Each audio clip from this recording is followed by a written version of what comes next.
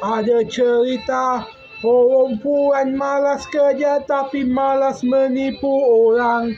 Malah rajin menipu untuk cari lelaki kaya, mata telanjang menghidung belang.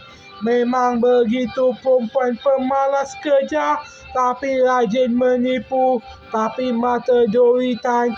Perempuan hidung belang mencari mangsa, mencari guna kecantikan. Akhirnya aksiden hilang kaki juga.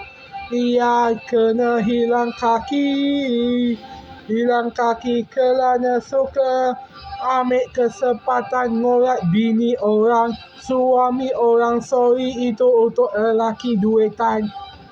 Malas cari kerja hanya guna rupa yang cantik sahaja. Ginilah. Memang macam ginilah.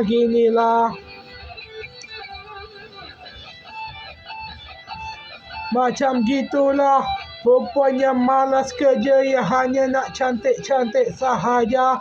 Hanya nak cari perempuan cari lelaki untuk ambil duit sahaja. Lelaki hidung belang dengan lelaki dengan mata telanjang.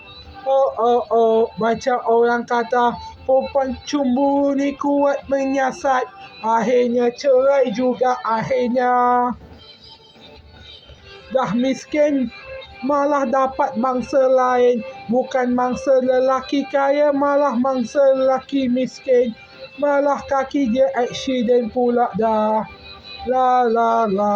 Oh padan muka, siapa suruh kacau suami orang, kan dah sudah hilang kaki. Perempuan dengan lelaki sama saja, tiada beza. Sama-sama nak duit saja, akhirnya kena juga. Salah mangsa, salah gitu.